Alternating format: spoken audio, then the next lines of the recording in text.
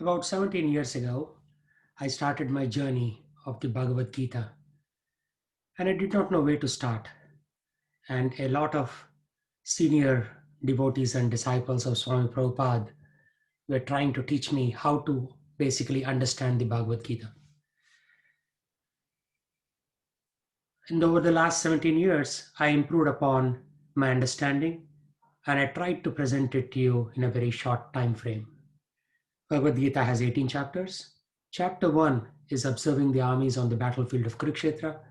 So here, this is also called Arjuna Vishada Yoga. Every chapter in Bhagavad Gita has a title Yoga.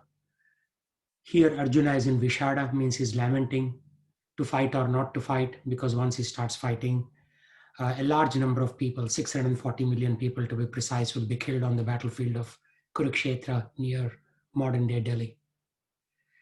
So he describes 5 reasons. One is, I don't want to fight because it is against compassion.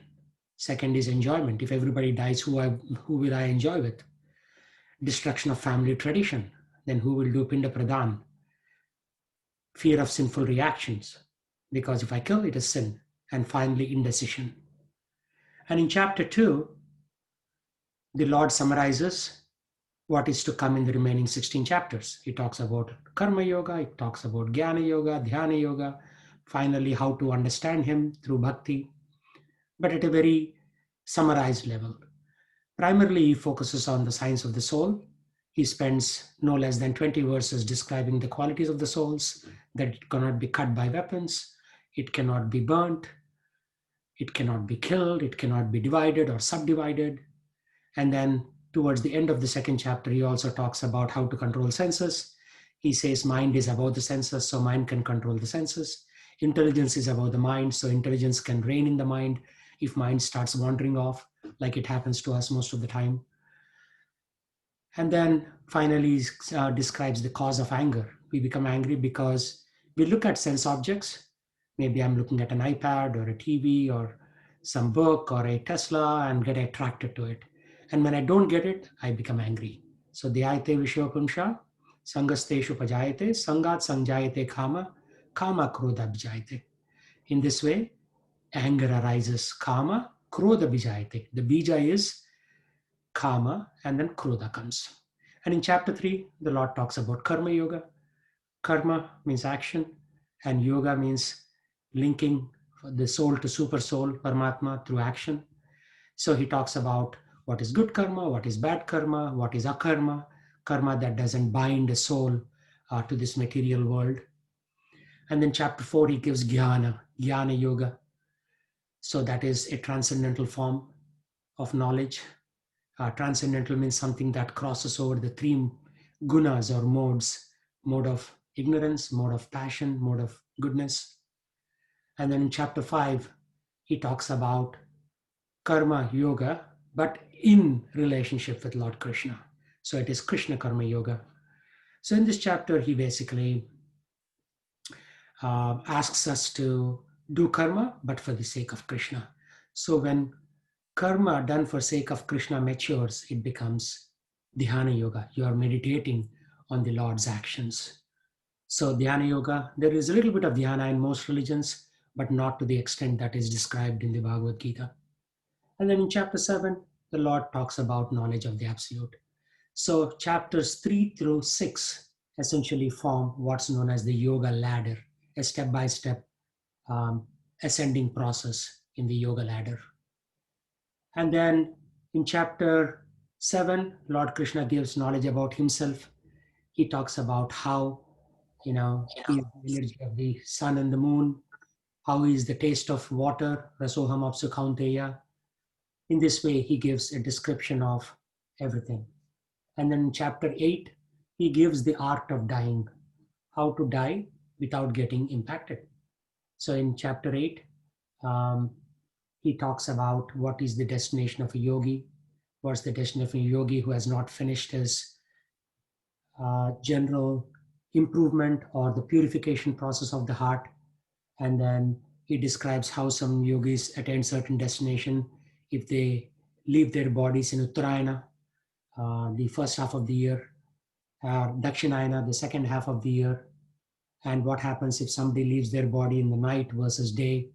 He gives all of this information. So it's basically the art of dying, how to die properly so that we don't get a human body again or any body again. It's better to get a human body rather than getting the body of a cat or dog. It's better to be liberated. And in chapter 9, Krishna gives them most confidential knowledge. So in 7, he gives confidential knowledge. In chapter 8, he gives more confidential knowledge. And in chapter 9, he gives most confidential knowledge.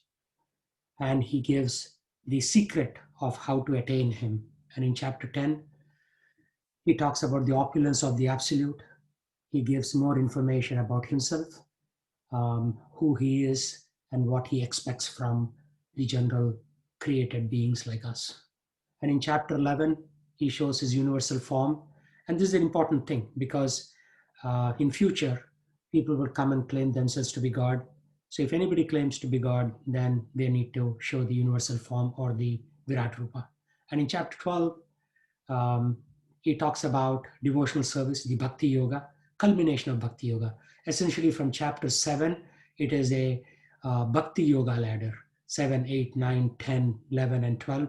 So he takes us to the peak in chapter 12 around what devotional service is.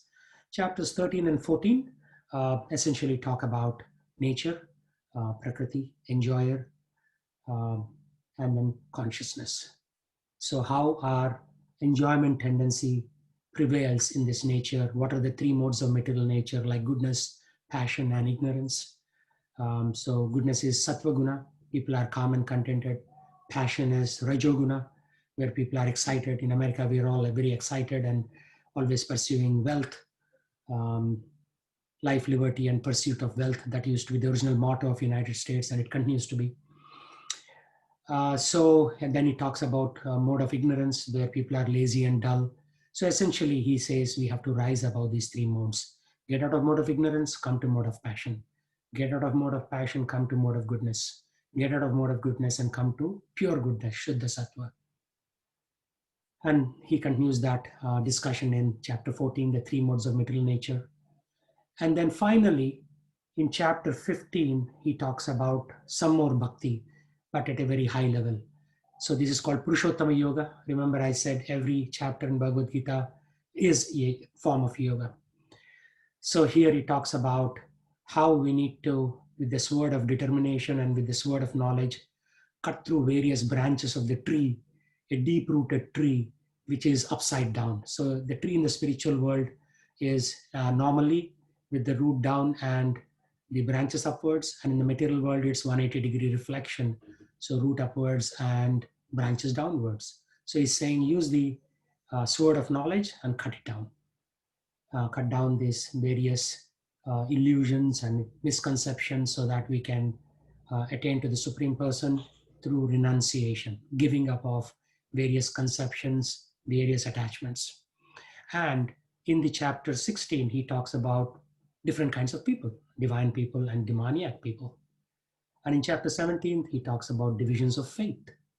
Why are there so many religions?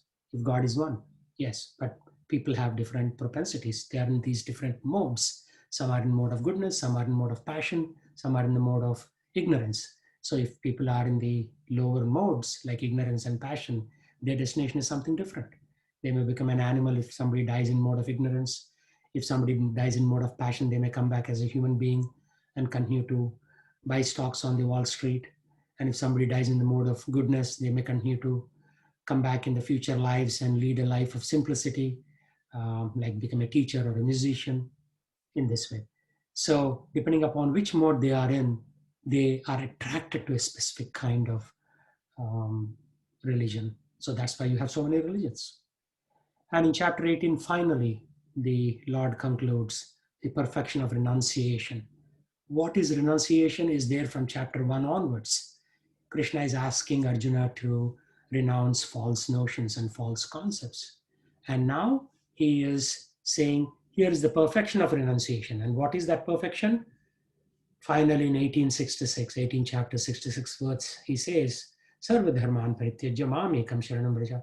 Give up all forms of dharmas, all conceptions, all desires, and simply surrender unto me. Then what will he do? Aham tam sarva papebhyo mokshisyami masucha. Aham twam, I will take away all your sarva papebhyo, papa or sins, and I'll give you what? Moksha. Moksha isyami masuchaha. Do not fear my son. So that is the conclusion of Bhagavad Gita. So essentially, this is a step-by-step process. So as you can see, first chapter is introduction, second chapter is the summary, third chapter onwards till the sixth chapter, it's a yoga ladder. People normally start off as Ugra Karma, Vikarma.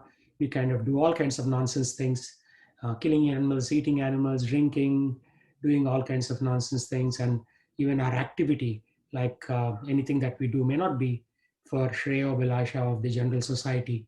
So if it's not following the Shreyas of population, then it is not really good. So from that point, we come to Karma Kanda, regulated activity. So somebody will teach us, oh, you do it this properly so that you will be a better person.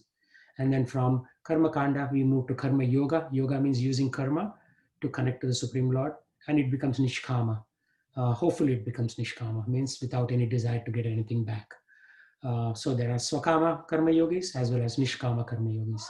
That matures into Jnana Yoga, where people attain more knowledge about spirituality, about the Supreme Lord, and where we need to go and where we came from to begin with. And then finally, that matures into Dhyana Yoga, meditation. So yeah, Krishna says, Yogi Nama Sarvesham Madgate Nantaratmana Shraddhavan Bhajeta Yomam Same Yukta Tamovataha. So Sarvasreshta Yogi, who is that? Somebody who is always 24/7 thinking of me in heart of hearts. That's what the Supreme Lord concludes. And then once we have that maturity of Dhyana Yoga, then we move into Bhakti Yoga, the middle chapters that we talked about, which is chapter uh, 7 through 12. And then once we go through that bhakti, Krishna gives a little bit more jnana. So what is that jnana he gives us? He talks about nature, the enjoyer consciousness, and the three modes of material nature. And then he puts a little bit of icing on the top. He gives a little bit more bhakti knowledge in the Purushottam Yoga, chapter 15, the yoga of the Supreme Person. And again, he gives a little bit more knowledge in the two remaining chapters, chapter 16 and chapter 17. Finally, he concludes with perfection of renunciation. Everything is renunciation, chapter 1 onwards, but at various levels for various audiences. But by the time he comes to chapter 18, he says perfection of renunciation. Sarva dharman parityaja, give up everything. Mamekam sharanam vraja, take shelter of me, so that I can give you liberation and you can come and eternally enjoy with me. So that's the essence. It's a ladder, it's a gradual process. So with every chapter, we hopefully get purified a little bit, and finally we attain to the supreme destination, Krishna Loka. So hopefully you enjoyed it.